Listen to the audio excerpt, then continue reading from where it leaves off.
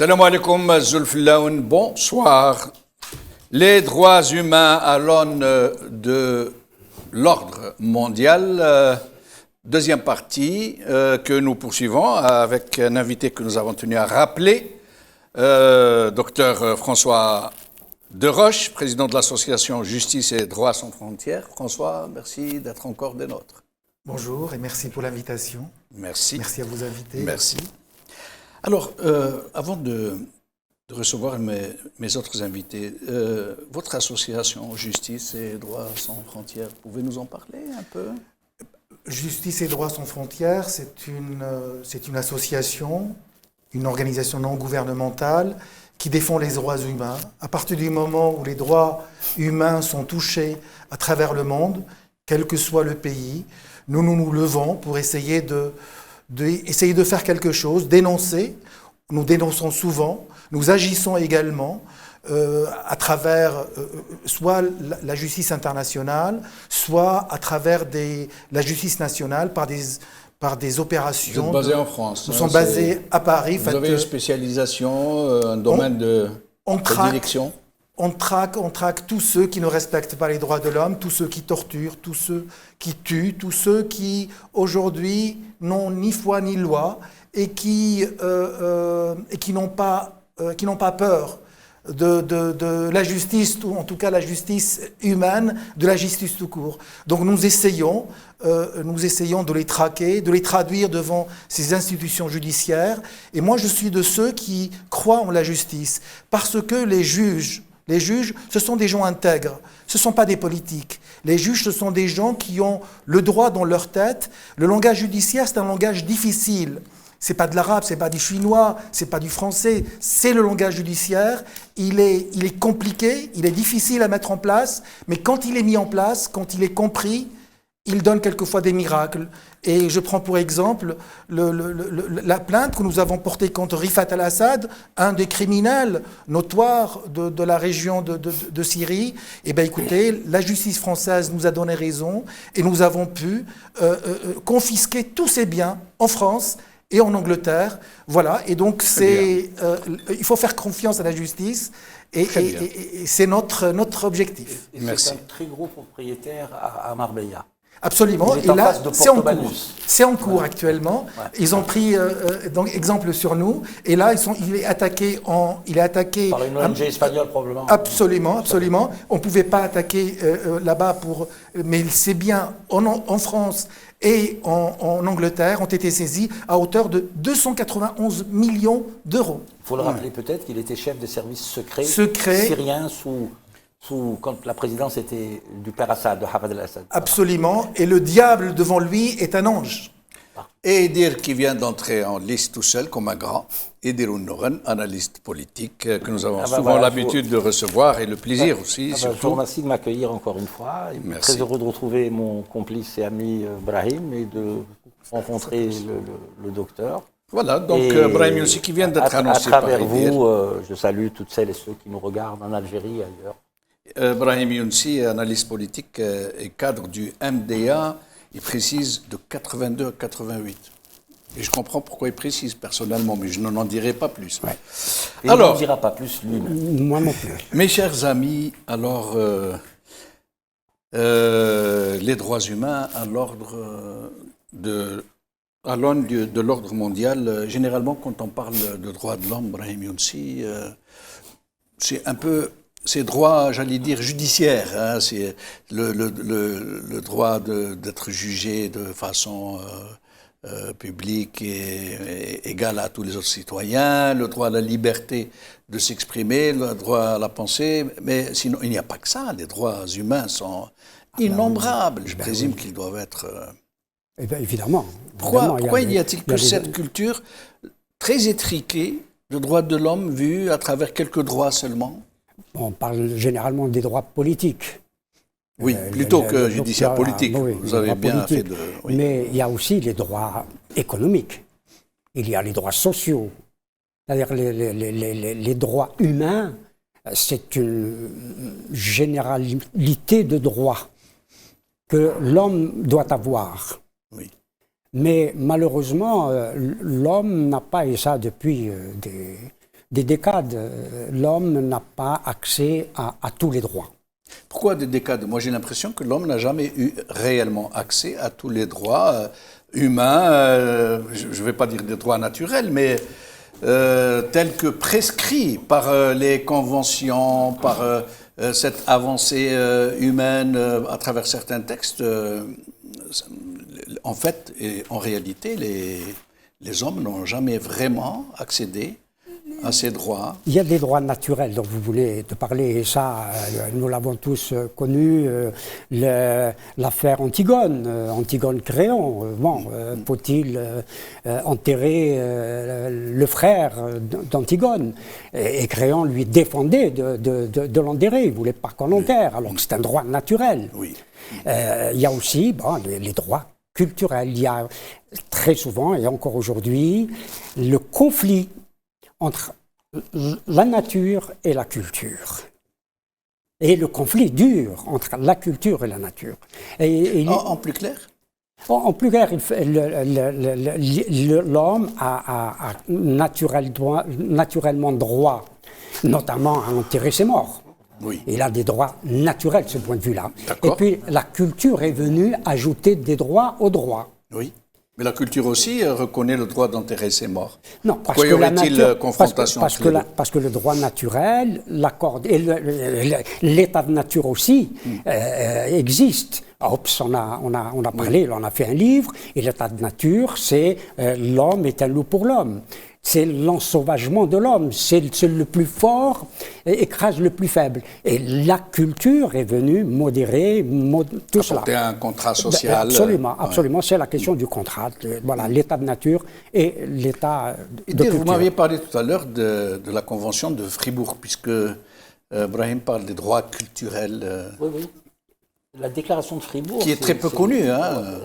Moi, je tiens à souligner simplement à nos téléspectatrices et téléspectateurs que l'on célèbre demain le 74e anniversaire de la Déclaration des droits de l'homme. Et donc, l'ONG dont je fais partie organise un colloque demain, samedi, à la Mutualité. Voilà, aujourd'hui, demain. Nous sommes samedi aujourd'hui. Ah, pardon, excusez-moi.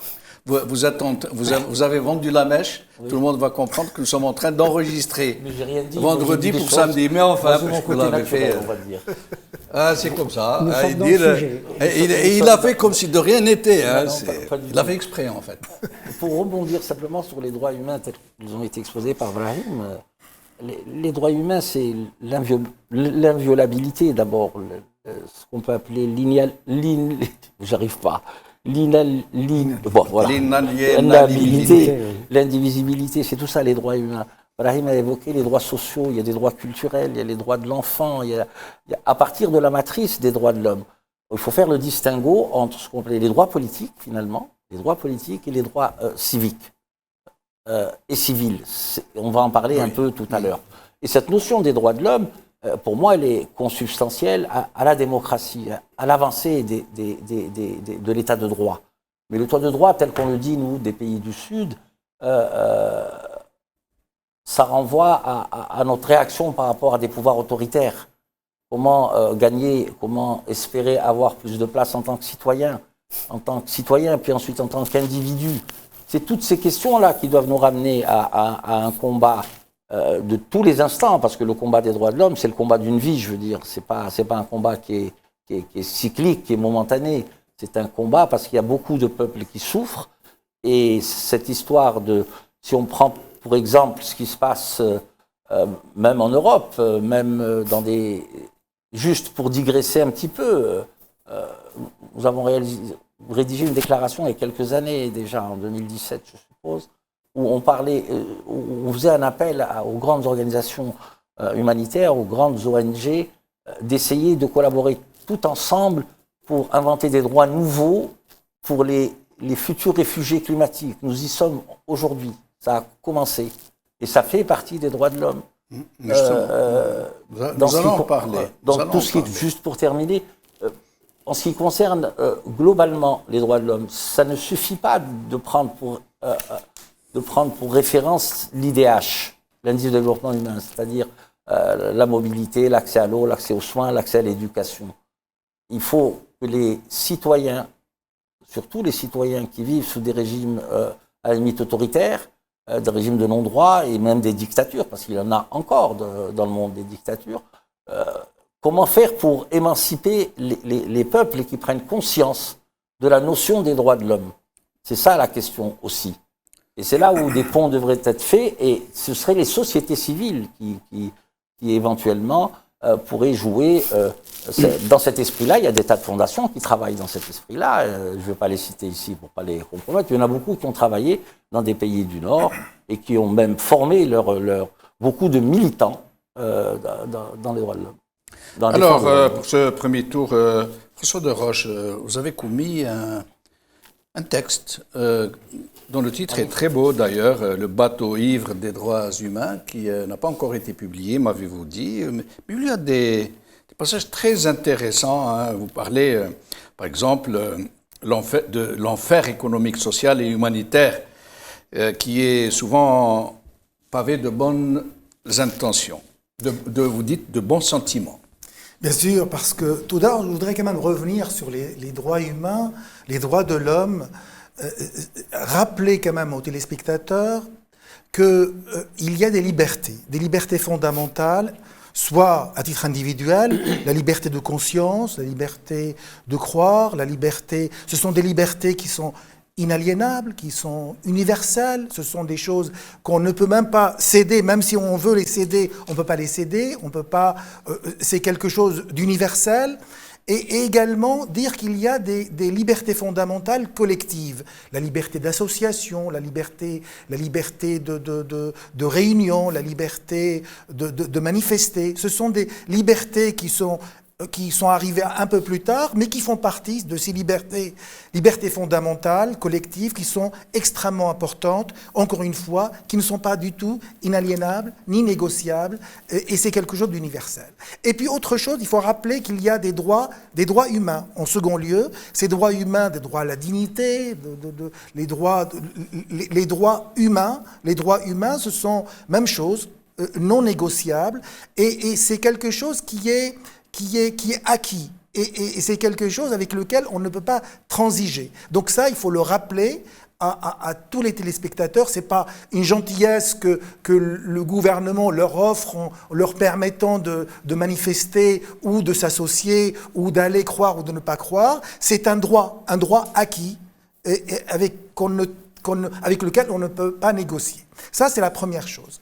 Ensuite, effectivement, on parle beaucoup de droits de l'homme. Les droits de l'homme, vous savez, c'est comme l'Arlésienne. Vous savez, vous pouvez...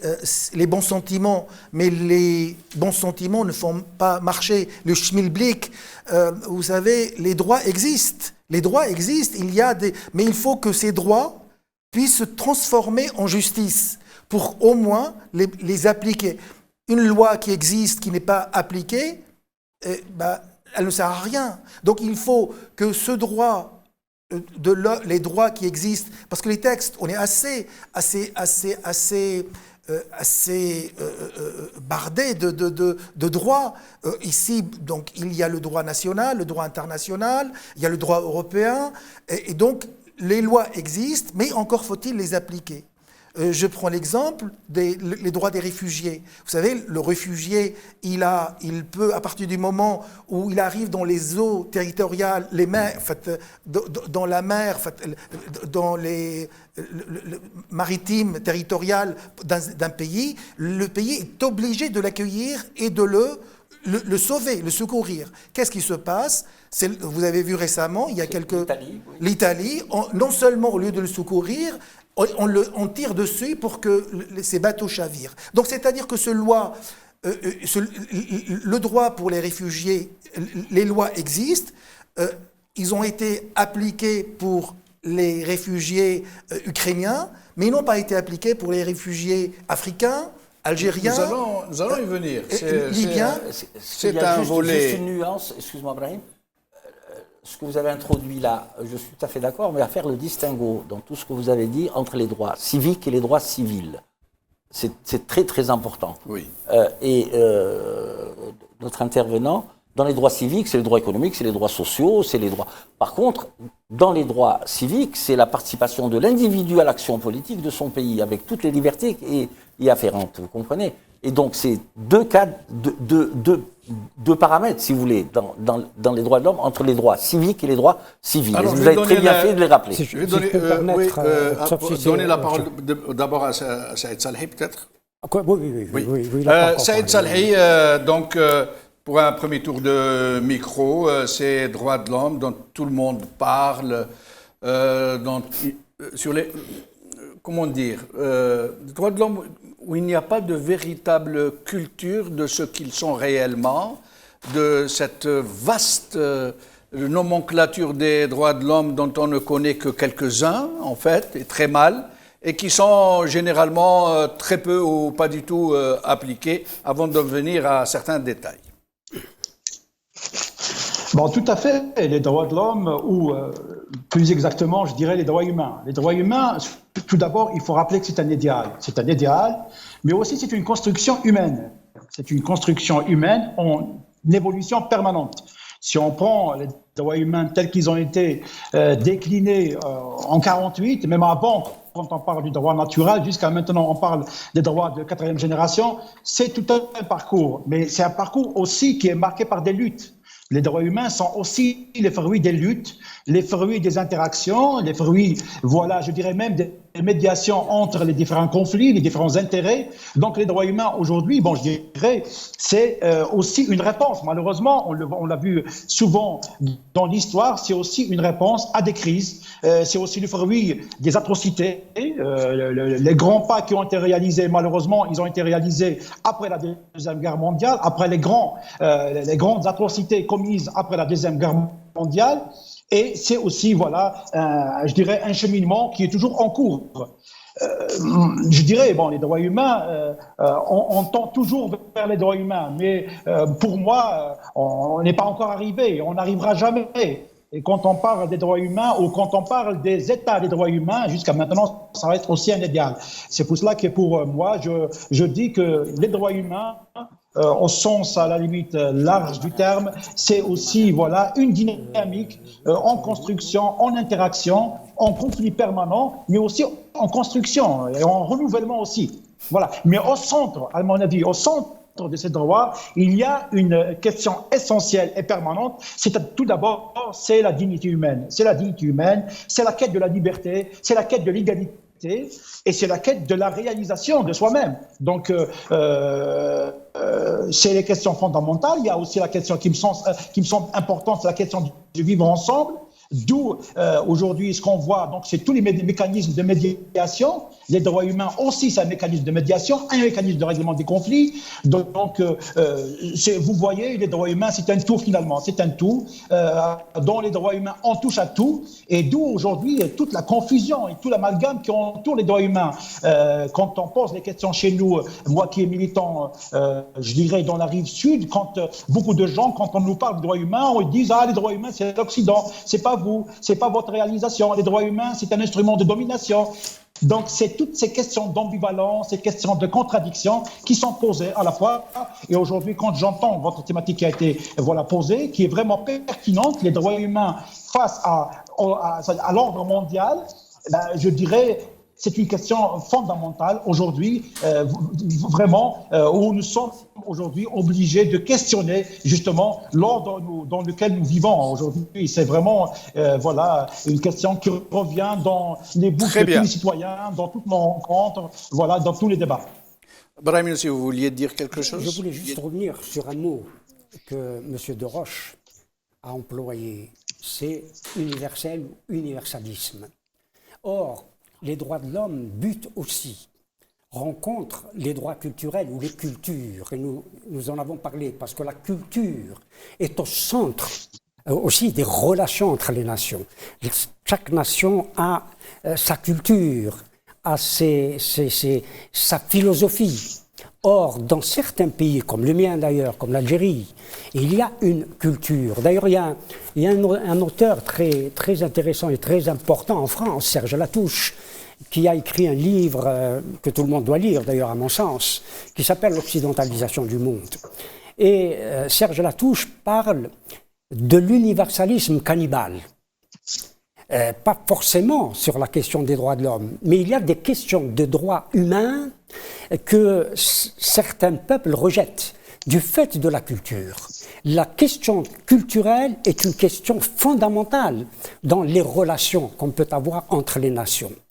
C'est dire que beaucoup... La déclaration de Fribourg, justement, qui axe sur les droits culturels. Voilà, absolument, sur les cultures. Donc l'universalisme, y compris de certains droits. Bien sûr que la dignité humaine, etc., dont on vient de parler... dans le respect des minorités, dans toutes leurs spécificités. Absolument, bien sûr. Même sur le plan individuel, personnel. D'ailleurs, moi, je préfère la personne à l'individu. Donc, y compris sur les questions personnelles. La question culturelle est fondamentale quand on aborde la question. Et puis, le même auteur, Serge Latouche, pour certains pays, évidemment, il parle de certains pays, cet auteur, Serge Latouche, considère que la question des droits de l'homme utilisée par certains États est une force subversive. Et il emploie le mot, la force subversive de certains États sur la question des droits de l'homme vis-à-vis d'autres États culturellement différents. C'est dire que c'est extrêmement complexe d'aborder dans l'hémisphère sud, en particulier le monde musulman, pour tout dire, en particulier, cette question des droits de l'homme, s'agissant notamment du droit à l'avortement et d'autres droits de ce type. C'est extrêmement complexe et difficile à aborder, dire aujourd'hui, allez, tout le monde se met dans le droit à l'avortement à tout le monde, etc. C'est très très difficile, parce que c'est une question culturelle, on y reviendra peut-être tout à l'heure, y compris parce que ça a un lien, à mon sens, sur la question du transfert de la technologie, parce que cela aussi est extrêmement important, et la question du développement économique, parce que ça induit aussi des questions culturelles. Est-ce que ça ne rentrerait pas un peu, oui, tout de suite, un peu dans cette option très politisée ces dernières décennies de choc des civilisations on a parlé de choc de civilisation, mais dans le respect des civilisations. On a respecté jusqu'à maintenant certaines civilisations, les civilisations, entre guillemets, se respectaient. Mais qu'il y ait des influences, qu'il y ait des progrès qui peuvent être faits, mais à l'échelle, l'Occident a quand même un développement économique et social qui fait que les droits et certains droits ont été acquis, avec les luttes qui ont eu lieu, les combats qui ont eu lieu, etc.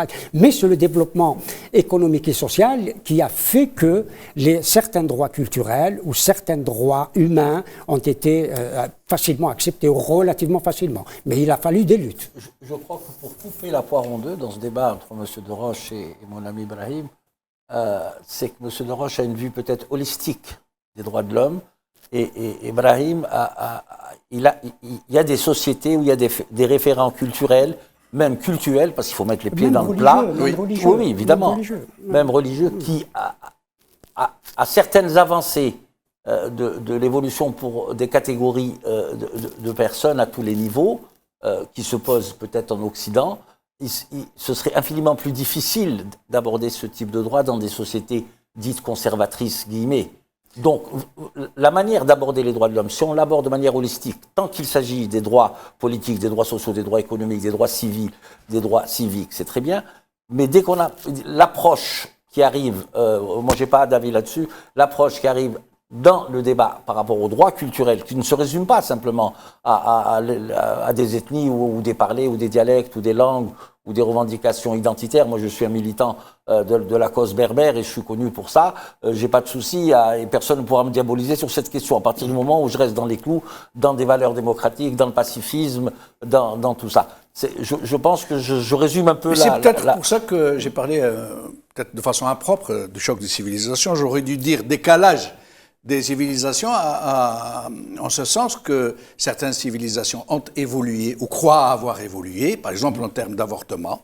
Oui. Par exemple, dans la civilisation judéo-chrétienne, l'avortement était tout aussi tabou. Mais je vais vous dire une chose, sauf que la société a changé, oui. Alors que par exemple, chez les musulmans, ça n'a pas évolué dans le même sens, et que donc il y a un décalage quelque part entre... Ce que je voulais dire, c'est que même par rapport à ces histoires pour l'avortement. L'avortement, à la limite, on peut en parler. Oui.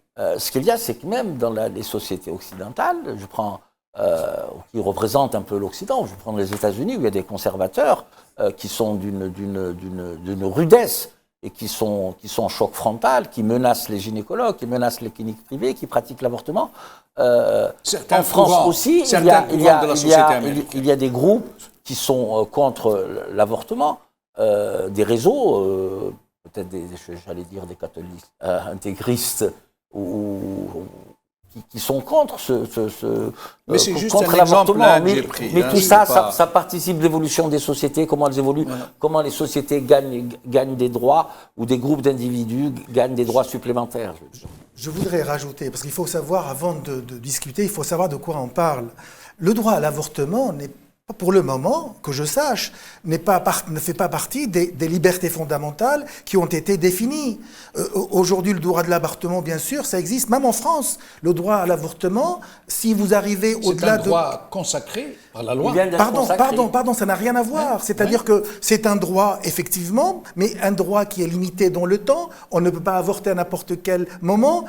Je suis médecin, donc je sais de quoi je parle. Donc, il est codifié. Quand on arrive au-delà de 14 semaines, on ne peut pas avorter. On ne peut pas avorter pour n'importe... Bien sûr, aujourd'hui, la loi a évolué, mais quand je parle de liberté de conscience, quand je parle d'universalisme, c'est-à-dire quand je parle d'une liberté universelle, elle s'applique à tous. C'est ça dans mon esprit.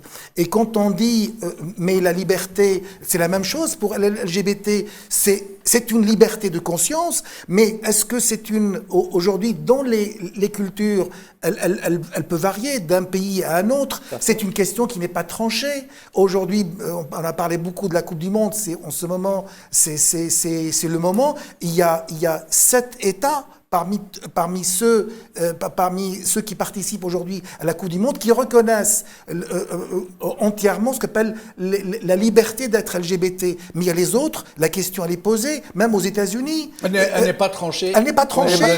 Mais comme ce n'est pas notre sujet d'aujourd'hui, oui, mais c'est important. Moi, je voudrais vous poser la question que se pose un peu tout le monde sur à l'aune de l'ordre mondial.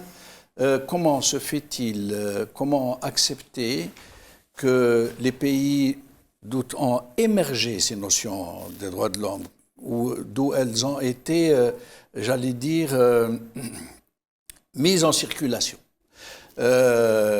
comment expliquer que ces États qui reconnaissent donc et qui appliquent ces lois chez eux, dans leurs sociétés respectives, comment expliquer qu'ils soient aussi permissifs avec des États du Sud qui sont généralement sous la coupe de régimes despotiques, qui sont eux-mêmes plus que protégés par ces États de droit de l'Occident dominant. Comment expliquer que l'on puisse accepter que chez soi, il y ait donc tous ces droits et qu'on continue encore à en vouloir d'autres, alors qu'au même moment, dans des pays qui sont à quasiment plus que les 3/4 de l'humanité, les droits sont bafoués, ce qui a même fini par provoquer une sorte de tsunami migratoire de ces pays du Sud vers ces pays du Nord. Comment expliquer cette schizophrénie planétaire ? Je pense qu'il faut faire la différence. Il y a des pays comme la France, comme les pays occidentaux, certains pays civilisés qui respectent les droits de l'homme, mais qui ont une certaine, les bons sentiments envers les droits de l'homme. On les applique ici en France parce qu'on ne peut pas faire autrement, parce qu'il y a un Parlement qui surveille, parce qu'il y a un Sénat, parce qu'il y a une démocratie, une réelle démocratie. Il y a d'autres pays qui sont un peu diaboliques, c'est-à-dire qui marchandent avec les droits de l'homme, qui essayent de prendre comme fonds de commerce ces droits de l'homme pour encore semer la tyrannie et une violence absolument insupportable dans leur pays. Donc, je pense qu'il faut faire la différence. Quand je vois, par exemple, la France qui vend les véhicules à blindés pour aller mater ceux qui manifestent pacifiquement. Par exemple, en Égypte, qui est un pays, on sait très bien qu'il y a qui a pris le pouvoir en fait, avec un coup d'État où la démocratie n'est absolument pas du tout respectée, les droits de l'homme ne sont pas respectés, on tue, on torture et tout cela. Je ne vais pas faire la liste des exactions des droits de l'homme dans ce pays-là. Et pourtant, la France, pays des droits de l'homme, vend des véhicules blindés pour aller mater ces manifestants pacifiques qui ne veulent tout simplement que leurs droits et qui manifestent en toute pacificité. Ce sont des gens pacifiques. Ce sont des gens qui n'ont pas sorti des armes pour aller affronter les forces de l'ordre. Donc là, il y a une certaine hypocrisie de la part de certains gouvernements, et je pense qu'il faut le rappeler. D'ailleurs, M. Macron a dit, écoutez, si vous apportez la preuve que ces véhicules blindés sont utilisés pour mater, pour tuer des civils, moi je ferai le nécessaire, d'où l'intérêt d'aller devant les tribunaux pour essayer de traduire les patrons de ces sociétés qui fabriquent ces véhicules devant le tribunal pénal, devant les institutions ici françaises. C'est un peu hypocrite. Parce que franchement, pour ne pas savoir que ces matériels, que ces équipements, que même ces méthodes, j'allais dire, exportées depuis l'Occident vers ces pays despotiques, pour ne pas savoir qu'ils s'en foutent. L'usage qu'on en fait, il faut vraiment être autiste, hein, j'allais dire. D'où l'intérêt d'aller devant les tribunaux. Je vous dis encore une fois, le langage politique est un langage un peu souvent hypocrite, mais le langage judiciaire est un langage juste. Si on apporte la preuve à des juges de l'utilisation un peu malsaine de ces véhicules blindés, eh ben, je pense qu'on a toute chance. D'ailleurs, Desclose récemment a sorti, il y a 2 patrons de sociétés françaises qui ont été, qui sont traduits. Il y a une enquête qui a été ouverte, et tant mieux. Moi, je tire mon chapeau à tous ces juges qui ont ouvert des enquêtes judiciaires pour pouvoir aller, Et nous allons demander à Saïd Salhi, justement, sur ce sujet. Saïd Salhi, ces États occidentaux, généralement des États de droit, systématiquement, j'allais dire, hein, des États de droit, mais qui n'en sont pas moins complices, hein, pour dire le mot, avec ces pays du Sud qui oppriment leurs peuples respectifs, qui les séquestrent quasiment, qui les incarcèrent. C'est quoi, comment on pourrait qualifier cette hypocrisie planétaire ? Oui, alors tout d'abord, par rapport aux droits humains, moi je dirais que le droit humain, c'est un tout. Les droits humains tout seuls ne marchent pas. Les droits humains, c'est pas seulement des déclarations, c'est pas seulement des pactes, mais c'est aussi des institutions, c'est aussi des contre-pouvoirs, c'est aussi des mécanismes de protection. Et ce qu'on voit dans ce qu'on appelle les États de droit, notamment en Occident, c'est qu'il y a les déclarations, il y a les énoncés, il y a les engagements, mais il y a aussi des institutions fortes. Et bon, il y a des principes qui sont, je dirais, corollaires aux droits de l'homme, notamment l'état de droit, la séparation des pouvoirs, les contre-pouvoirs. C'est ça qui fait les droits humains. C'est ce qu'on n'a pas chez nous. C'est ce qu'on n'a pas chez nous dans les pays du Sud. On a une façade comme ça, démocratique, là on parle des droits humains, mais tout ce qui est contre-pouvoir, tout ce qui est séparation des pouvoirs, tout ce qui est espace, de médiation, sinon à la limite de contrôle et de surveillance, on les a pas. Parce que finalement, les droits humains, il faut les faire naître, il faut les surveiller. Il faut les surveiller, il faut les laisser pousser, il faut, les entretenir. C'est ça les droits humains. Les droits humains, Saïd Salhi, ne grandissent pas les tout seuls. pays, Saïd Salhi, Oui. Pardonnez-moi de vous interrompre. Les pays du Nord, ces démocraties occidentales, elles savent ce qui se passe dans ces pays du Sud. Elles savent que ces institutions trompe-l'œil ne sont que des façades Potemkin. Elles savent que derrière, il n'y a rien, que les droits de l'homme sont bafoués. Mais ils n'en sont pas moins les partenaires de ces régimes au prétexte que la politique et l'économie n'ont pas d'état d'âme et que charbonnier est maître chez soi.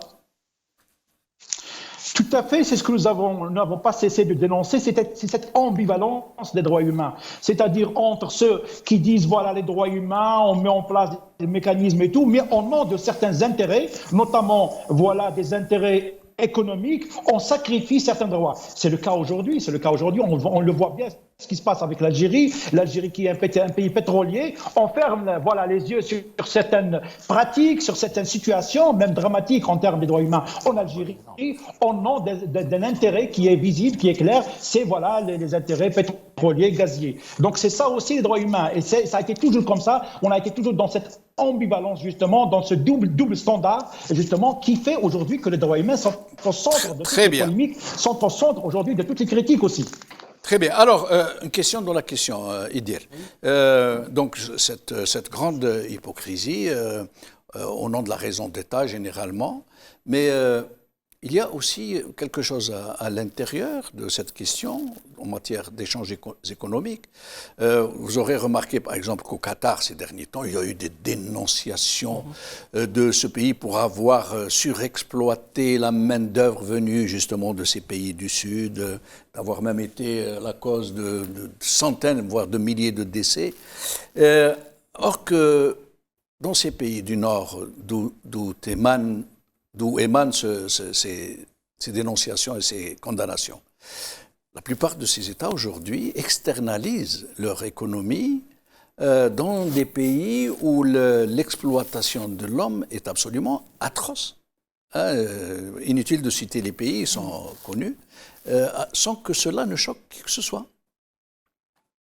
Oui, mais si vous permettez, j'aimerais rebondir sur les deux propos-là pour plus de clarté. Vous parliez tout à l'heure du droit à l'avortement. Ça fait partie des droits humains dans le cadre du féminisme français qui a commencé dans les années 50 et qui est arrivé à la consécration avec Simone Veil et qui est devenu un droit. La preuve, c'est que vous allez le consacrer dans votre Constitution. Donc, ce n'est pas un droit relatif simplement. Ça fait partie des droits de l'homme. Mais là, je suis en parfait désaccord avec vous. Pour M. Saïd Salahi, il a discouru sur la séparation des pouvoirs constitutionnels, la liberté de la presse, la liberté, l'indépendance de la justice, l'équilibre des institutions, comment assurer l'équilibre de toutes les institutions. On a la Constitution que l'on mérite. Notre Constitution à nous, M. Salahi, elle est globalement correcte, si ce n'est certains articles, dont, premièrement, l'article 30, alinéa 4, qui fait de l'armée la seule qui veille aux intérêts vitaux et stratégiques du pays. Par cet article, le commandement militaire prend en otage tout un peuple. C'est le premier élément. Et sans contrôle démocratique. Tout ça, on peut en parler après. Ça peut-être fera l'objet d'une autre émission, si tant est qu'on puisse l'organiser. Par rapport à ce que vous dites, évidemment, les droits de l'homme se fracassent sur les intérêts économiques, sur les raisons même d'État. Mais sans que cela ne suscite de réactions appropriées au sein même de ces sociétés. Oui, mais on n'en parle pas, on regarde ailleurs. Tout à fait. Il y a beaucoup d'exemples à prendre. Regardez par exemple les droits de l'homme regardez l'attitude de la France officielle. Il y a eu un coup d'État au Guinée, il a été condamné. Il y a eu un coup d'État au Mali qui a été condamné. Il y a eu un coup d'État au Burkina Faso, il a été condamné. Par contre, M. Macron, dans une succession familiale, va assister aux obsèques de M. Déby. Oui. On sait très bien que le Tchad, c'est la violation des droits de l'homme perpétuellement, c'est les conflits interethniques, c'est l'instrumentalisation de toutes ces questions-là. Donc, c'est déjà deux poids et deux mesures. Déjà, d'un point de vue politique, stricto sensu. Quant à ce que vous dites là, par rapport à ces pays occidentaux qui se mettent un voile pudique sur la face, évidemment, quand il s'agit d'intérêts économiques. Vous savez, on parle actuellement de crise d'énergie. C'est quoi l'économie? C'est de l'énergie transformée, tout simplement. Donc là où il y a des cœurs de cible d'énergie, vous avez des forces qui rentrent peut-être dans le cadre d'une espèce de néocolonialisme pour essayer de s'approprier toutes ces richesses. La délocalisation qui fait partie d'un grand ensemble de la mondialisation, si toutes les sociétés européennes ont toutes été délocalisées, même américaines, et de grands groupes qui ont délocalisé. Moi, ce qui m'inquiète, encore une fois, je le dis, c'est par rapport à ce qui va arriver. Et délocalisé, pourquoi? Parce que dans ces pays qui sont la cible de délocalisation, les droits de l'homme ne sont pas respectés. C'est pour ça que ça permet de donner des salaires. Je vais vous dire une chose. Et puis on risque globalement, dans le cadre de ce monde incertain qui est en train de changer et qui va probablement enterrer l'ancien monde dans lequel nous vivons aujourd'hui. Moi, je suis intimement convaincu. C'est pas une grosse conviction, mais je suppose que c'est le schéma. On y va. c'est que même les institutions onusiennes vont être complètement transformées. Je pense qu'il faut même transformer le Conseil de sécurité. Pensez qu'on va non, vers... non, je dis qu'on peut y aller. On pourra y aller. On pourra y aller. Ouais. S'il y a une conjonction, évidemment, mais il faudrait qu'il y ait vraiment un esprit, quand je dis tiers-mondiste, plus large, et aussi avec le nouveau monde qui s'installe, le monde unipolaire, pratiquement, c'est une doctrine chère à Hubert Védrine, l'hyperpuissance américaine. Vous avez de l'autre côté un autre monde qui est en train de se lever, et ces trois empires, finalement, c'est l'Empire ottoman, les Turcs, c'est les Russes et c'est les Chinois. Ce monde-là va probablement changer. Je ne parle pas du côté des BRICS, etc. Ouais. Donc moi je pense qu'on va arriver à terme, et il est urgent d'arriver à terme à une refonte des Nations Unies, je pense, à une refonte de toutes les institutions, que ce soit l'OMC, la Banque mondiale, le FMI, la FAO, le PNUD, toutes ces questions-là qui sont fondamentales, elles doivent être revues. Revues pour justement, dans le cadre des droits de l'homme, dans le cadre de l'émancipation des peuples, dans le cadre de toutes ces questions. On va avoir un gros problème maintenant. C'est quoi? C'est les terres rares qui sont à l'ordre du jour. Oui.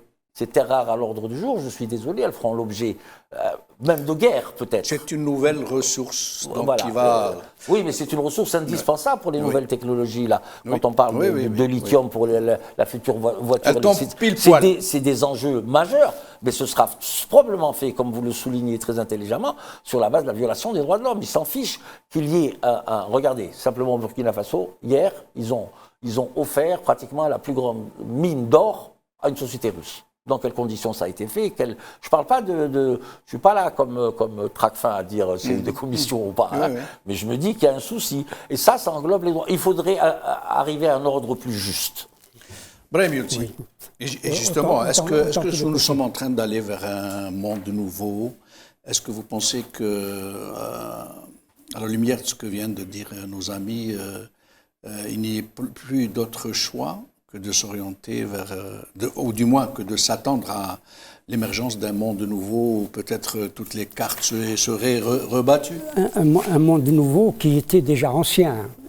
C'est vrai qu'il y a le retour aux empires. Les États nationaux que nous avons hérités de Westphalie, c'est fini, quasiment fini. Mais il ne faut jamais dire qu'une chose est finie. Mais c'est vrai qu'on s'oriente ou on s'orienterait vers le retour des empires. Ça, c'est visible, c'est clair, me semble-t-il. Mais ce n'est pas encore fait. Ils sont déjà connus, ces empires? Mais on a un peu parlé. Il y a l'Empire chinois, ça c'est depuis quelques siècles, c'est Talleyrand, quand la Chine s'éveillera, etc.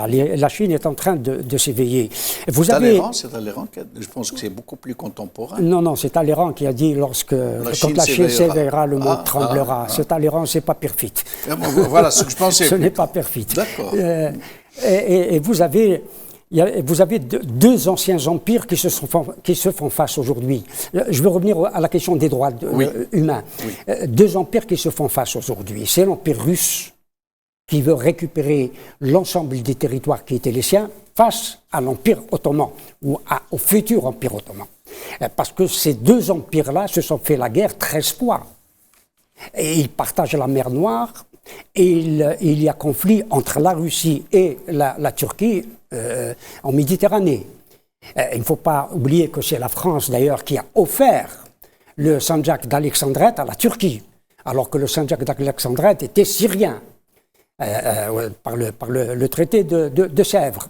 C'est dire qu'il y a une reconfiguration effectivement des empires que l'on voit émerger. Mais ces empires émergents, ils ne sont pas champions du monde en termes de droits de l'homme. Mais justement, en fait, justement. Ça veut dire que ça n'augure rien de bon. Justement. Du moins rien de meilleur. Quelle est la vision que le monde occidental aujourd'hui, qui, à mon sens, est en train de décliner, aussi bien l'Europe que les États-Unis d'ailleurs, ont la perception que ces États, cet Occident a des droits.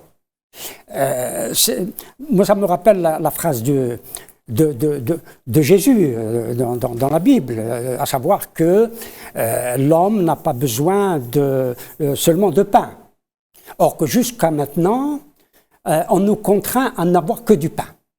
par les aides, entre guillemets, qui nous arrivent, ou le pillage, on vient d'en parler, de nos ressources, et les peuples du tiers-monde doivent avoir seulement le pain. Les autres droits... Pour continuer à servir. Voilà. Les autres droits, c'est peut-être pour plus tard, où ils doivent les conquérir. Et il faut absolument les conquérir. C'est la question fondamentale qui est posée aujourd'hui à nos peuples, et l'Algérie est partie, le peuple algérien lutte pour cela, pour acquérir, pour arracher des droits, notamment des droits politiques, mais aussi des droits humains. Le fait de ne plus être... Vous parlez des juges tout à l'heure, tout au moins des juges français. Mon ami Dir vient de parler de l'article 30 de la Constitution algérienne. En Algérie, il n'y a pas de justice, il y a des tribunaux, oui, mais pas de justice. Et à la faveur de l'article qu'il a évoqué, l'article 30, alinéa 4, c'est la junte qui est propriétaire du pays. Je ne dis pas qui est... Sans contrôle démocratique. Sans contrôle démocratique véritable, hormis les façades institutionnelles. C'est ce que pense aussi...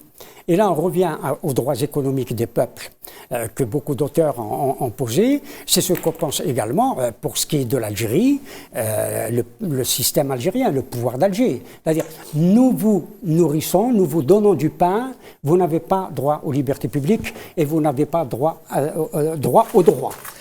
Saïd Salhi, justement, vous qui étiez, je le rappelle, vice-président de la Ligue algérienne de défense des droits de l'homme. Sur la question des droits de l'homme. Oui. Des droits de l'homme. Beaucoup, bien sûr, c'est juste, attribuent la naissance des droits de l'homme à la déclaration d'abord de 1789.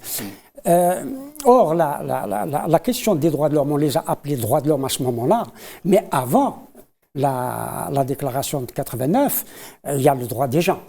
Oui. On parlait beaucoup plus des droits des gens que de droits de l'homme. Et il y a beaucoup de philosophes français et bien entendu européens et étrangers qui ont pensé la question des droits des gens. Pas seulement depuis la Révolution française. Très bien, on essaiera d'en parler un petit peu tout à l'heure, mais d'abord Saïd Salhi, je rappelle donc que vous étiez vice-président de la Ligue algérienne de défense des droits de l'homme, que vous avez dû demander un asile en Belgique, à l'instar d'ailleurs de Maître Rahmoun, à l'instar de Maître Debbouze, qui étaient respectivement vice-président et président de la même association. J'aimerais vous poser une question sur la quasi-impossibilité de l'application des droits de l'homme dans ces pays du Sud à cause justement de ces inégalités économiques entre les pays du Nord et du Sud qui ne permettent pas à ces peuples de pouvoir s'émanciper de la misère, regarder vers des horizons plus fraternels, ne pas être obligés de fuir leur propre terre pour se lancer comme ça dans la mer, pour finir dans des centres de rétention ou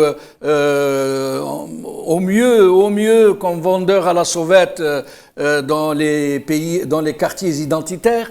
Est-ce que vous pensez qu'il faille,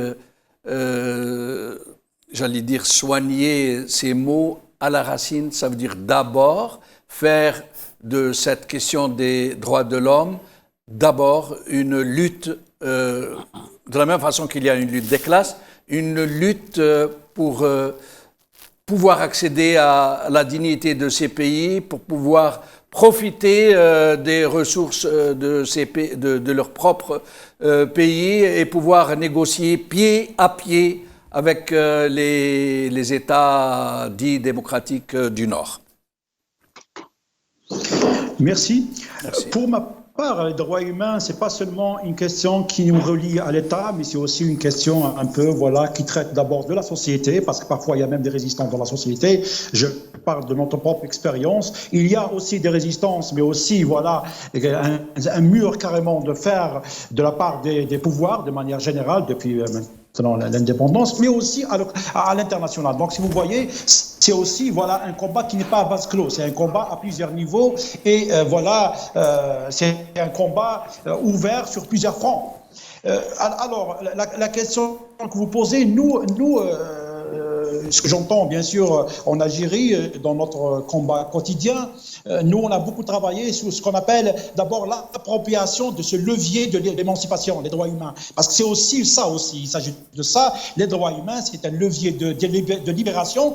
Au même moment, bien sûr, parfois on nous dit, voilà, les droits humains, c'est aussi, voilà, un instrument, voilà, de domination des puissances mondiales, mais aussi des gouvernements aujourd'hui qui s'accaparent des droits humains, contrairement aux années 90 où le gouvernement a carrément fermé la porte sur les droits humains jusqu'à 89. Je parle de l'Algérie.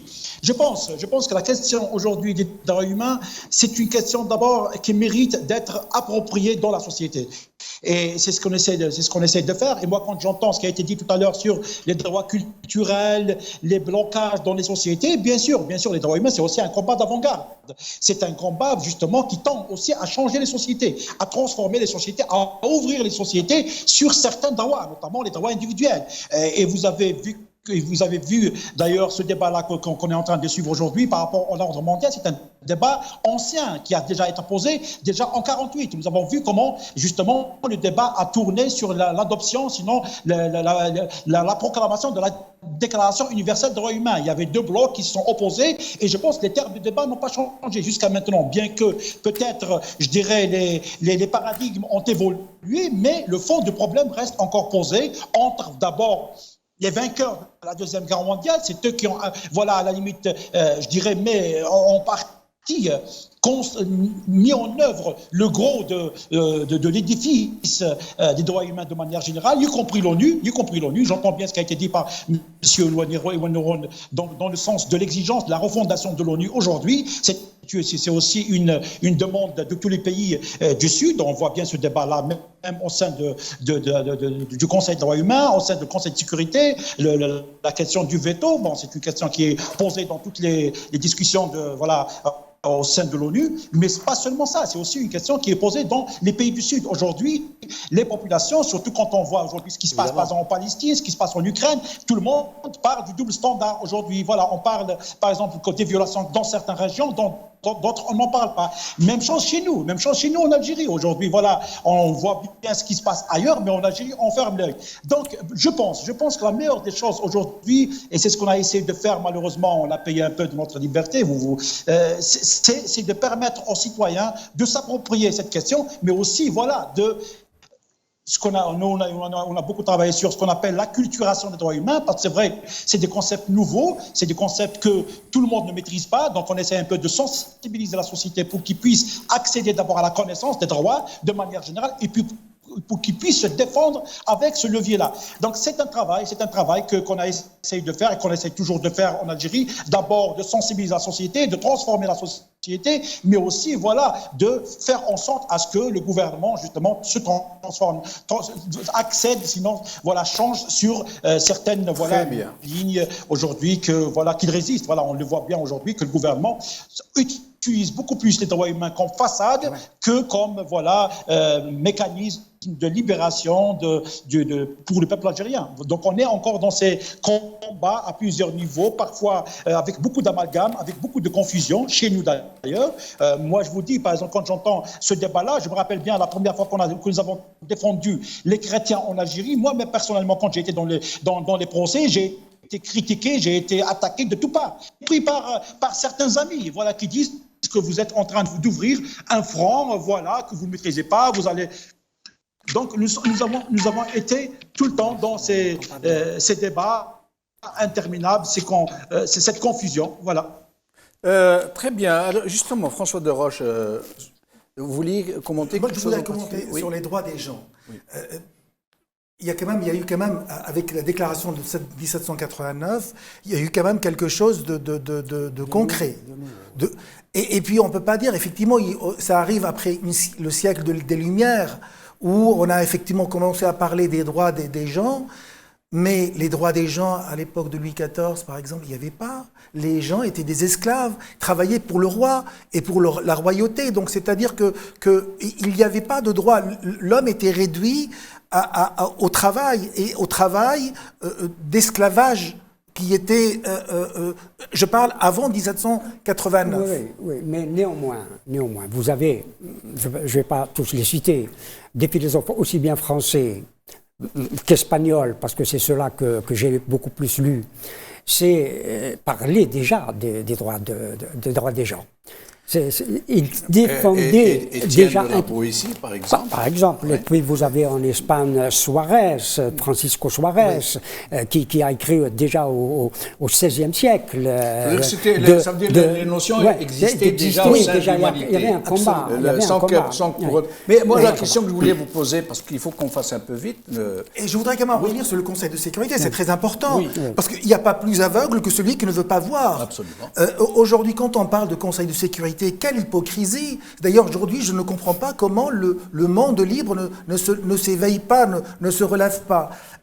Quand on parle de Conseil de sécurité avec ses 15 membres, ce sont les vainqueurs qui font l'histoire et qui font, mais est-ce une raison, le reste de la décision. Est-ce une raison? Il y a cinq États qui sont s'appelle du Conseil permanent, Conseil de sécurité, qui décident de la pilule le beau temps. Et qui ont le droit de veto. Et qui ont le droit de veto. Et là, pourquoi je vous dis ça? Parce que ces pays avec cette hypocrisie qui n'a pas de nom, regardez ce qui s'est passé en Syrie. Vous pensez que cela procède d'une façon générale des droits de l'homme? Droits humains. Attendez, quand la Russie était en train de bombarder la Syrie, il y a eu quand même 2 millions de morts qui sont morts devant nos yeux. À la télé, à la radio, on entend à chaque jour, il y avait des morts. L'Irak, le Yémen, la Libye, enfin tous ces pays-là, parce qu'il y a un Conseil de sécurité, il y a le droit de veto. Attendez, mais il faut se réveiller. Est-ce qu'aujourd'hui on peut accepter que 5 États puissent décider de la pilule beau temps et de l'avenir de l'humanité? À la rigueur, si c'était décidé de façon honnête, je veux bien. Mais quand on voit ce qui se passe avec ce qui s'est passé en Syrie, ce qui s'est passé dans d'autres pays, au Yémen aujourd'hui, on tue de façon effrontée. On tue, mais sans aucune... On tue à huis clos. Sans aucune crainte. Donc aujourd'hui, je pense qu'il n'y a pas de réaction des sociétés en Occident. On ne parle pas des réactions dans les pays du Sud où les gens ne sont pas libres de s'exprimer. Là, c'est... Pourquoi il n'y a pas de réaction dans les sociétés civiles occidentales censées avoir une liberté de la presse, une liberté d'expression? Pourquoi? Est-ce que parce que des lobbies... il y a probablement des lobbies. Parviennent à contrôler l'expression et puis les sociétés occidentales, ce sont des sociétés, qu'on le dise ou pas, je pense qu'il faut dire les choses ouvertement, il faut nommer les choses. Ce sont des sociétés égoïstes. À partir du moment où vous donnez... parce que tout à l'heure, on parle de pain, en fait, on donne le pain, en fait, il y a la pyramide de Maslow, vous savez, dans la première phase, si vous voulez contrôler un peuple, il faut lui donner uniquement à manger, il faut l'affamer pour pouvoir le contrôler. Parce que quand vous avez faim, vous ne réfléchissez pas. Quand vous avez faim, quand vous avez peur, vous n'arrivez pas à avancer. Vous savez, la pyramide de Maslow, en haut, il y a la liberté il y a le besoin de reconnaissance, le besoin pour avancer, pour s'épanouir, voilà. Donc, mais au départ, si vous laissez les gens au premier stade, c'est-à-dire affamés, ben vous allez pouvoir les contrôler et ils vont pas avancer. Donc moi, je voudrais quand même revenir parce que aujourd'hui, on observe quand même qu'il y a un échec des Nations Unies et on s'aperçoit également de l'incapacité des Nations Unies à respecter le droit et l'application également des principes fondamentaux pour les droits humains. Et donc aujourd'hui, je pense qu'il y a des choses. Est-ce qu'il faut créer une nouvelle organisation universelle, par exemple, qui mettrait en œuvre un nouveau, par exemple, pacte mondial? Est-ce qu'il faut, dont les objectifs seraient, par exemple, la paix, la sauvegarde de la nature et la garantie des droits humains? Je me pose la question, et puis surtout, je pense, nous sommes aujourd'hui au milieu d'un champ de bataille où les rivalités entre les grandes puissances et les lobbies, parce qu'il y a des lobbies internationaux, ils font la loi. Et donc pour cela, il faudrait commencer, je pense, par renforcer ce qu'on appelle la justice internationale. Je vous ai dit tout à l'heure que moi je crois beaucoup en la justice internationale, donc il faut renforcer. Ce sont des idées que je lance, par exemple. Rendant, par exemple, applicables certaines décisions. Par exemple, il faut rendre obligatoire la compétence de la Cour pénale internationale ou la Cour internationale de justice, qui actuellement, il y a des États ne sont pas obligés d'accepter cette compétence. Et ça, c'est un vrai scandale. Oui, absolument. D'ailleurs, pire que ça, le patron de la Cour pénale internationale ne peut pas mettre les pieds aux États-Unis parce qu'il a osé critiquer les États-Unis. Et puis je voudrais, il y a la Cour pénale internationale, aucun État aujourd'hui, par exemple, ne pourrait, en refusant d'adhérer à son statut, faire en sorte, par exemple, que ces nationaux soient à l'abri des décisions et des poursuites de cette instance. Par exemple, également, il faut créer une cour, par exemple, une cour mondiale des droits de l'homme, à compétence obligatoire pour tous les États sur le modèle de la Cour européenne des droits de l'homme, par exemple. Ce ne serait pas un peu utopique, tout ça? Mais on peut le faire. Et puis, une dernière chose, je voudrais quand même... Peut-être, ça c'est très important, c'est la chose peut-être la plus importante, créer une cour constitutionnelle, par exemple, internationale, qui serait à même d'apprécier la conformité des lois nationaux avec des constitutions des États et de leurs lois, par exemple, et de leurs pratiques administratives par rapport à leurs engagements à travers des pactes internationaux sur les droits de l'homme. C'est extrêmement important. Oui, c'est très important. Oui. Sur le dernier point, je m'excuse, Brahim, vous savez très bien que même pour vous, en tant qu'Européen, en tant qu'Européen, en tant que Français, il y a la hiérarchie des normes. Oui. Donc ce serait très très compliqué à mettre en place déjà sur le dernier point. Par contre, c'est un beau programme, je veux dire. Bien sûr. C'est un beau programme. Mais cependant, vous avez cité les États-Unis, on peut citer la France, on peut citer la Chine, enfin tous les membres du Conseil de sécurité avec ce droit de veto. On pourrait faire respecter effectivement les traités, parce que les traités sont au-dessus des constitutions nationales. On pourrait effectivement faire respecté par les États. Oui, absolument. Non, supraconstitutionnel. Supraconstitutionnel. Donc, supraconstitutionnel, absolument. Donc, on peut. C'est ce problème de hiérarchie des normes qui pose problème ici. Ce que je veux dire, parce que vous avez parlé du Conseil de sécurité des Nations Unies, il est vrai que pour être traduit devant la Cour pénale internationale, il faut y adhérer.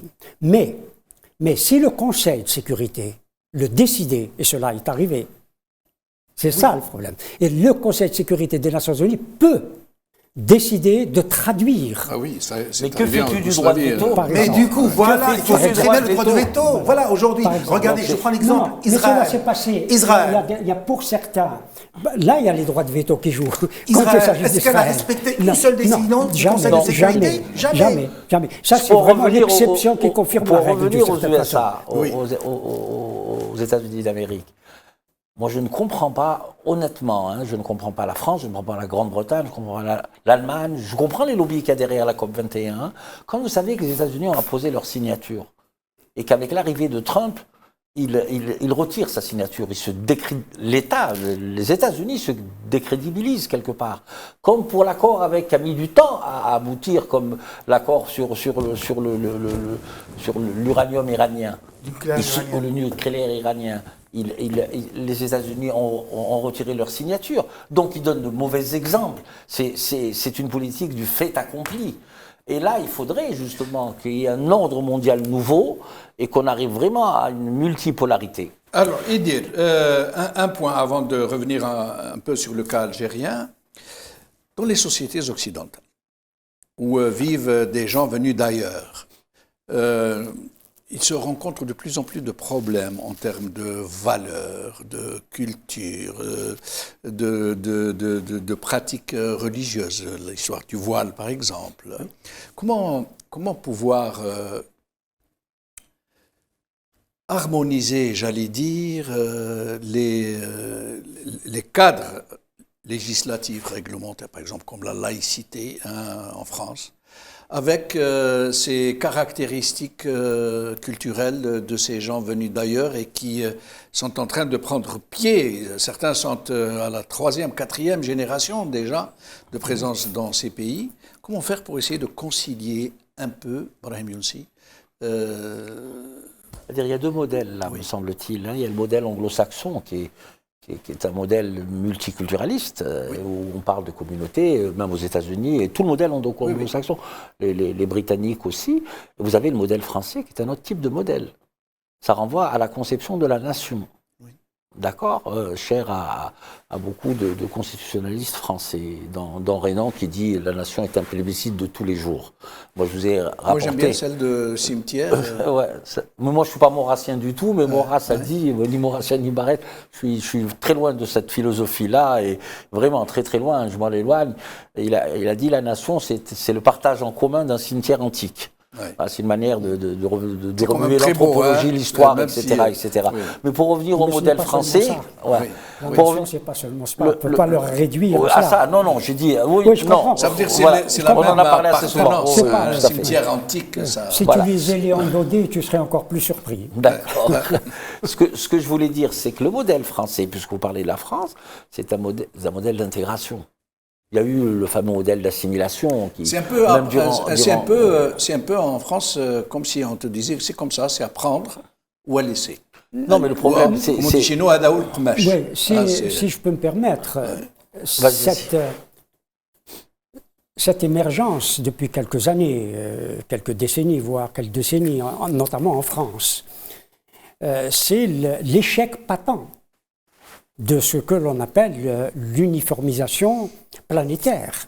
Parce que l'Occident, effectivement, dans son œuvre, voulait uniformiser la planète à travers ses propres valeurs. Oui, mais les valeurs, oui, mais chacun a les siennes. Justement. Alors, ce que nous voyons aujourd'hui avec l'apparition, et plus que l'apparition des voiles, etc., ça prouve un échec patent. Et cela ne fait pas réfléchir à la fois les dirigeants des pays où cela se passe, parce qu'il y a il y a beaucoup de jeunes qui n'ont pas migré, qui ne sont pas venus d'ailleurs, qui sont nés ici. C'est-à-dire mais ils sont nés dans un berceau culturel. Oui, mais voilà. C'est d'où l'importance du référent culturel. Mais est-ce qu'il n'y a pas moyen de concilier cette aspiration des uns à vouloir vivre leur propre culture et celle du pays d'accueil qui tient à imposer, j'allais dire, ses propres orientations politiques, constitutionnelles, non, moi je pense qu'il y a des règles du jeu. Est-ce qu'il n'y a pas possibilité de concilier sans en arriver à la confrontation? Il y a des règles du jeu édictées par la République française. Moi, je vous le dis tel que je le sens, les citoyens binationaux ou français d'origine étrangère doivent s'y plier. Donc c'est à prendre ou à laisser. Moi qui suis résident, qui ne suis pas binational, qui suis complètement algérien et entièrement algérien, il faut respecter les lois de la République. L'instrumentalisation de ce phénomène, comme nous l'avons dit, je parlais à quelques émissions de cela, par les partis politiques, c'est un enjeu de politique intérieure majeur pour la France. Ça fait voter dans un sens ou dans un autre. Cette histoire d'intégration, peut-être que cette intégration, je pense que les politiques français, même les sociologues français, et même convoquer l'anthropologie, doivent se poser la question, pourquoi cette intégration a échoué? Il y a une politique de la ville où l'État français a quand même financé des projets. Ça ne se résume pas à peindre ou à réparer les ascenseurs ou les vitres cassées, je veux dire. Il y a l'école qui est complètement républicaine et qui offre les moyens. Le souci, me semble-t-il, c'est qu'on a marginaliser, ghettoiser certaines populations. Donc, fatalement, elles se sentaient probablement rejetées, qu'elles ne participaient pas à l'effort national français, parce que là, c'est des Français, on parle de Français, on ne parle pas de quelqu'un d'autre, qui sont mal intégrés, et l'amalgame est fait par rapport à leur religion. Il faut dire aussi qu'il y a eu une instrumentalisation de la religion à des fins politiques, par des puissances étrangères, et partout, que ce soit même dans nos pays, que ce soit au Maroc, en Tunisie, en Algérie, en France, et un peu partout en Allemagne, et partout. Donc, il faut prendre conscience de ça. Moi, je suis partisan qu'il faille...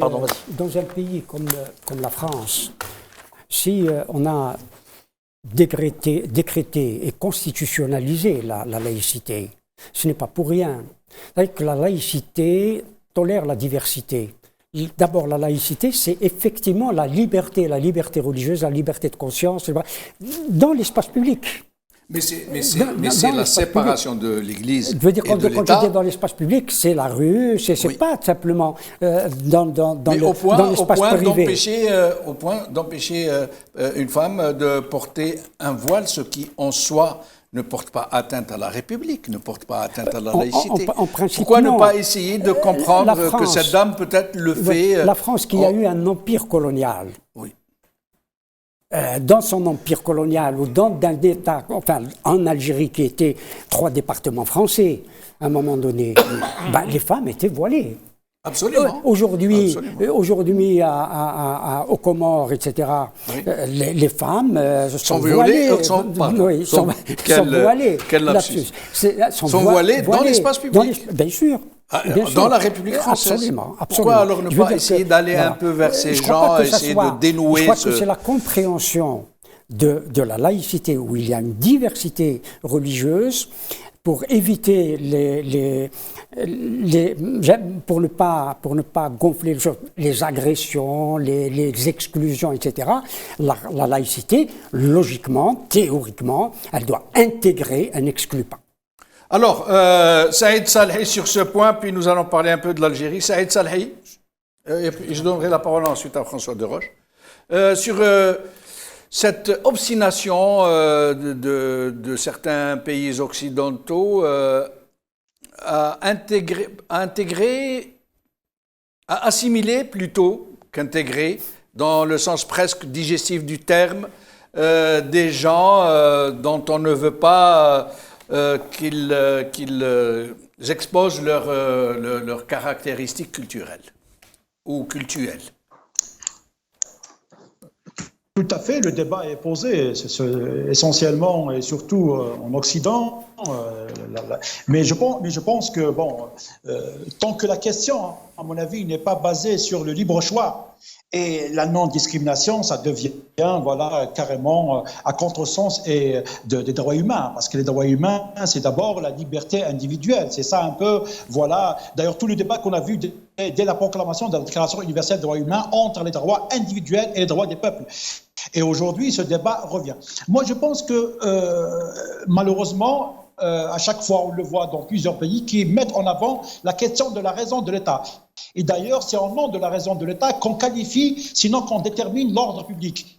Et nous avons tout le temps posé la question, ça veut dire quoi l'ordre public? Ça veut dire quoi la sécurité nationale, la raison de l'État? C'est une question qui reste, bateau, qui reste confuse et que les gouvernements, dans la majorité des cas, essaient, au nom de cette raison de l'État, de restreindre des libertés. Et on l'a vu, même chez nous en Algérie. Au nom de la raison de l'État, on va, par exemple, fermer l'espace public, on va, par exemple, interdire aux chrétiens, par exemple, d'exercer leur culte, on va interdire aux ahmadites de faire de même, on va interdire, par exemple, aux minorités, toutes sortes de minorités, d'accéder à leurs droits. Donc, aujourd'hui, je pense que cette question reste problématique et c'est vrai que le débat est posé aujourd'hui en termes de ce qu'on appelle l'occidentalisation des droits humains. D'ailleurs, ça se recoupe avec ce qu'on appelle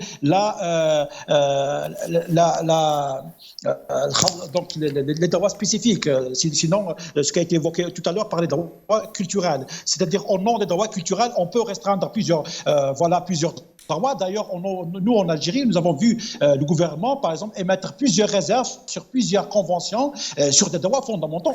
Je vous remercie, Saïd Salhi,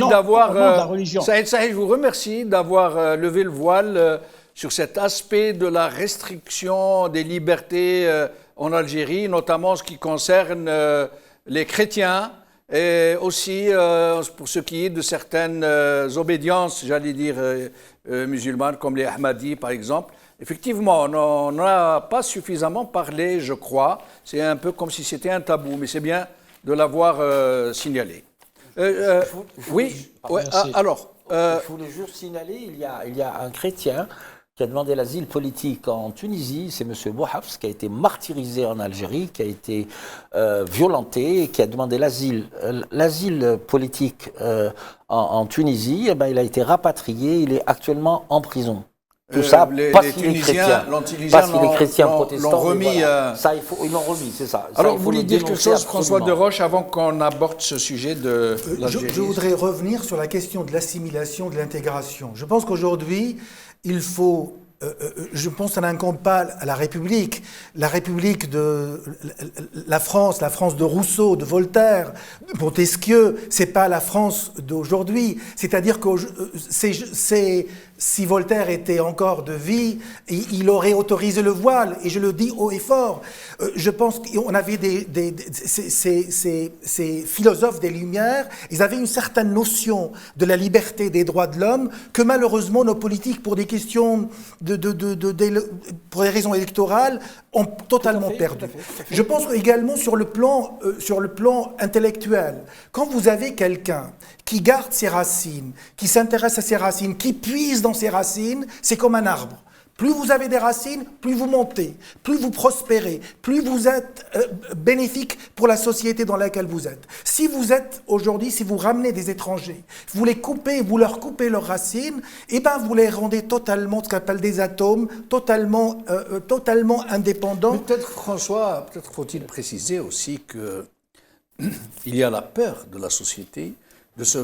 D'ailleurs, islamophobie ne veut pas dire la haine de l'islam, ça veut dire la peur. La peur de l'islam. La phobie, c'est la... Peut-être que ces gens ont l'impression que, pourquoi ils votent justement, qu'ils suivent ces consignes de vote contre ces gens, généralement, qu'on utilise comme épouvantail, c'est peut-être parce que, de notre côté aussi, les gens sont un peu ostentatoires dans leur façon d'étaler leur religiosité, à un point où on la ressent un peu comme de l'agression contre un cadre de vie, contre une façon d'être. Alors là, c'est pour ça, il ne faut pas jeter la pierre à la France et aux Français, il faut que les musulmans à travers le monde, en France particulièrement, qu'ils puissent publier, qu'ils puissent exceller dans la littérature, dans le cinéma, dans l'écriture, pour essayer d'expliquer à l'autre, parce que vous savez, pour le rassurer. Pour rassurer, parce que, vous savez, la peur de l'étranger, vous savez, même sur le plan médical,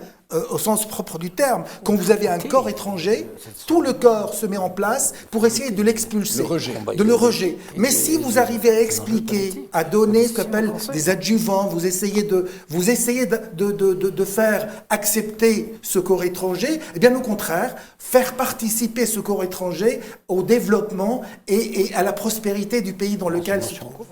Alors, dernier tour de micro, d'abord, oui, allez-y. Je voudrais simplement insister sur quelque chose qui a l'air d'être banal. Si la société civile française, les politiques français, même les politiques de droite ou d'extrême droite, peu importe, ceux qui même sont dans ce que je pourrais appeler la droite extrême, qui serait dans l'enveloppe, puissent ôter cette histoire de voile, ôter de manière idéologique du débat politique français, et que les sociétés civiles, la société civile française, dans tout son ensemble, puissent prendre en charge ce problème. Et parce que c'est un enjeu politicien de politique intérieure française. Ça, c'est le premier élément. Et le deuxième élément, quand on parle d'assimilation et d'intégration, par rapport au modèle français, l'assimilation, c'est la perte de tous les repères. C'est l'antinomie de ce que l'on est au départ, de son essence, entre guillemets. Ce n'est pas s'intégrer, c'est se faire assimiler. Se faire assimiler et perdre toute notion de sa propre essence, je veux dire. Et pour moi, je suis un jeune de la post-guerre d'Algérie. De la génération de la guerre d'Algérie. Vous êtes sûr que vous êtes jeune non, j'ai 67 ans, je le dis. Ce qu'il y a, c'est que vous me faites perdre le fil, mais c'est pas grave. Pour moi, je vous dis honnêtement, tel que je le pense, que la notion d'assimilation est une notion coloniale qu'il faut à tout prix combattre un petit peu. Il faut combattre, absolument. Voilà. Brahim Younsi, avant de revenir... J'essaye de me placer du côté des Français. J'ai l'impression que leur perception de l'immigration ou de la migration a changé. L'immigration ou la migration était, bon, bien sûr, de travail, mais c'était un refuge. Oui. L'immigré venait se réfugier, d'une manière économiquement ou politiquement. Pour retourner chez lui, oui, oui. Il ne restait pas. Donc c'était une migration de refuge ou de fuite du pays. Or, aujourd'hui, il y a une conception qui fait quelque part un raz-de-marée, notamment aux élections, c'est qu'on perçoit l'immigration ou la migration comme une conquête. C'est une D'ailleurs, ils conquête disent des le grand territoires. remplacement. Oui, C'est dire. Hein. Donc, il y a aujourd'hui une différenciation à faire entre la vision que les gens ont de l'immigration comme conquête et de l'immigration ou la migration du passé, qui a été, il faut comprendre un peu l'inquiétude de ces populations. On peut comprendre, bien sûr, mais il faut analyser et comprendre. Alors, dernier tour de micro sur l'Algérie. Maintenant que tout le monde, la planète tout entière commémore donc les droits humains. Mais j'aimerais vous faire écouter M. Tebboune, qui nous parle des prisonniers d'opinion, dont il considère que c'est le mensonge du siècle. Hein. Et je rappelle qu'au moment de cette déclaration, il y avait, et Saïd Sahi va nous le confirmer peut-être, qu'il y avait au moment de cette déclaration, il y avait plus de 300 détenus d'opinion et prisonniers politiques. Écoutons-le, ce monsieur. C'est par conviction. C'est pas d'aujourd'hui. ما كانش سجين الرأي تعطي رأي معاكس على الرأي نتاع السلطة ولا كذا تدخل هذا ما نهبطوش لهذا المستوى ولكن اللي يمس بالأمن العمومي ويبغي يحتل الأمور بالدراع واللي يشتم ويجرح ويخلق بالبلة في البلاد هذا ما هوش حرية التعبير هذه حرية التخريب حرية الشتم حرية كذا هذه ما تبقاش اللي قلتها مرارا الديمقراطية تتبنى بحرية التعبير الحقيقي حرية التعبير المسجونين اولا المسجونين تاع الراي هذه اكذوبة القرن ما عندناش مساجين تاع الراي انا الانسان اللي يسب ويشتم وهذا يتعاقب بالقانون العام مهما كانت صفته الحسنة موجودة إلا المنتخب. Saïd Salhi, dernier tour de micro en moins de 2 minutes, s'il vous plaît, sur les droits de l'homme en Algérie, dont vous êtes vous-même une victime. Enfin, une victime de la privation de vos droits humains. Oui, au moment de cette déclaration, nous avons réagi justement sur ce mensonge, parce que les réalités disent autrement.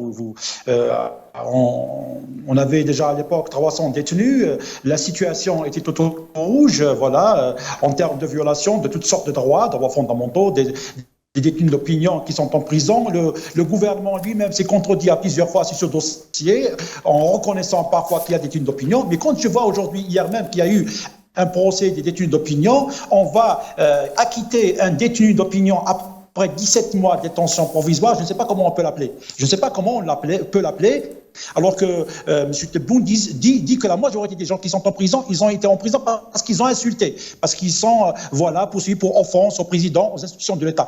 Alors qu'ils sont acquittés après 17 mois de détention. Beaucoup de cas, je peux vous citer les cas de Hadi Assouli, de Ramzi Dardar, de Hamou Boumdien, de Abdullah Abdeslam, beaucoup d'autres vraiment qui ont été emprisonnés de manière arbitraire, retenus en prison, sans aucune raison, sur des dossiers tellement vides qu'en fin de compte, ils sont libérés comme si rien n'était. Pour vous dire en fin de compte comment justement la liberté des gens est banalisée en Algérie. Merci. Donc la situation des droits humains en Algérie, alors à l'occasion justement de cette célébration de la Journée mondiale des droits humains, nous sommes donc à la 74e anniversaire. Malheureusement, nous sommes en nette régression, même par rapport à l'année passée. Aujourd'hui, nous avons donc les chiffres le disent demain, le nombre de détenus d'opinion qui sont encore en prison. Aujourd'hui même, nous avons près de 200 détenus qui sont encore en prison. D'ailleurs, beaucoup, on n'en parle même pas, sinon on perd même de parler de leur famille. On peur d'en parler, de peur de représailles. Nous avons des partis politiques qui ont été déçus, nous avons des dissous, nous avons des associations dissoutes, des militants sous contrôle judiciaire, des dizaines et des dizaines qui sont interdits de quitter le territoire, des journaux fermés, des sites électroniques fermés, des journalistes en prison. Donc aujourd'hui, nous avons des détenus d'opinion qui ont été jugés et poursuivis pour des peines lourdes, jusqu'à des peines de 20 ans de prison, de 10 ans de prison, avec des chefs d'inculpation graves et lourds, notamment l'article 87 bis, qui sert aujourd'hui comme un outil vraiment de répression et de représailles contre tous les militants et contre toutes les voix discordantes. Donc aujourd'hui, le bilan, sinon la situation des droits humains en Algérie parle d'elle-même. Merci, je me permets de vous interrompre. On l'écoute chaque jour dans des procès, dans tous les tribunaux. Je me permets de vous interrompre, Saïd Salhi. François de Roche, en moins de 2 minutes, vous avez une idée un peu de ce qui se passe en Algérie en termes de transgression, de violation des droits humains? Je pense qu'il ne faut pas tricher avec les constats, et c'est le rôle d'ailleurs des ONG des droits de l'homme. Il faut dire aux autorités algériennes, mais pas uniquement aux autorités algériennes, à tous ceux qui ne respectent pas les droits de l'homme, que ce ne sont pas des sentiments, des opinions, ce sont des faits. Donc c'est leur rôle d'apporter la preuve qu'il y a des délits d'opinion, qu'il y a des gens qui sont emprisonnés pour leur opinion politique, et que ça fait partie, ce qu'on avait dit tout à l'heure, des droits inaliénables, avec lesquels on ne négocie pas, et aucun État ne peut inclure cela dans ses lois. Et puis rappeler également qu'il y a dans le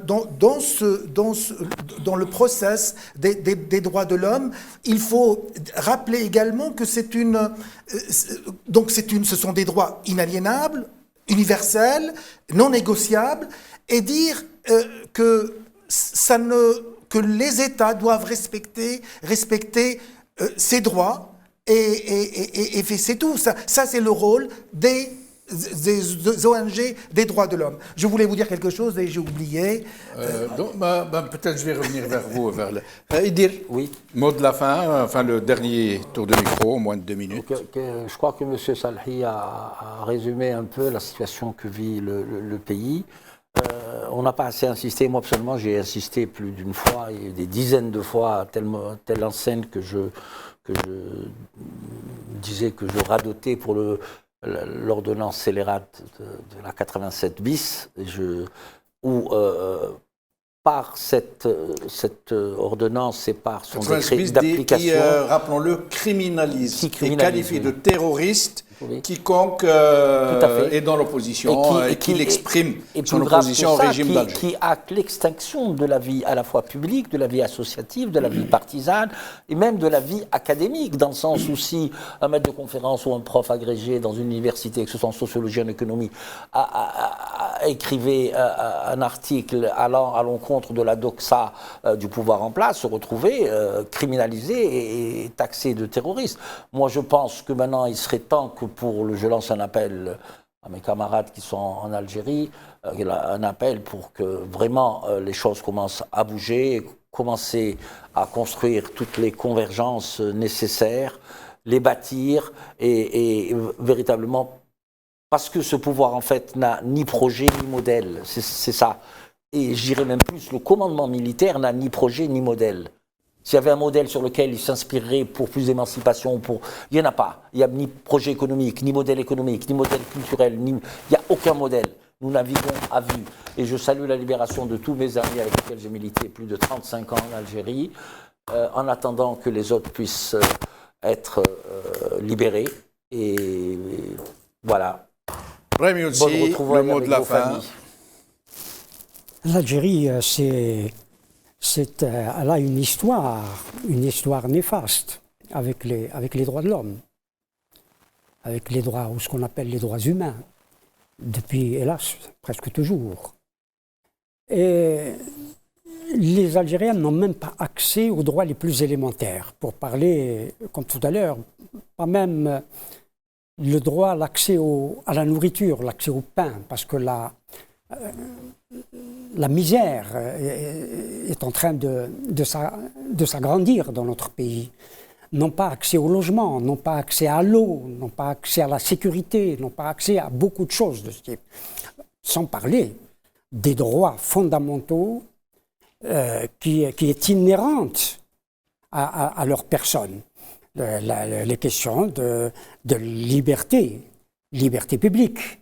Toutes les libertés publiques sont bafouées, toutes, sans exception, aucune liberté, y compris la liberté de conscience. Et vous en avez parlé, alors qu'en Algérie, il y a, qu'on le veuille ou non, une communauté chrétienne qui est algérienne et depuis fort longtemps.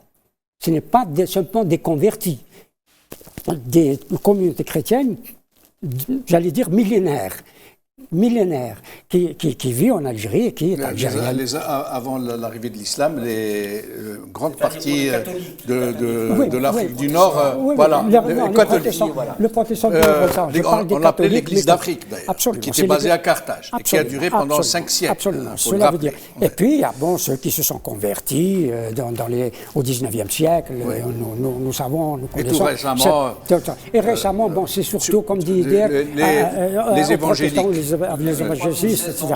Bon, mais c'est dire que le christianisme était présent dans notre espace national et c'est leur donner au se dire la liberté de conscience doit exister dans ce pays parce qu'il y a des consciences.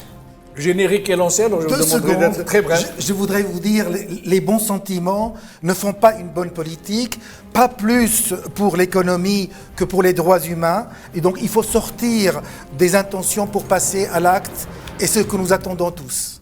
François Deroche, merci beaucoup. Idir Nourn, merci beaucoup. Brahim Younsi, merci beaucoup. Saïd Salhi, merci beaucoup. Merci, chers amis, d'avoir suivi cette émission. Qawala khair, Slama.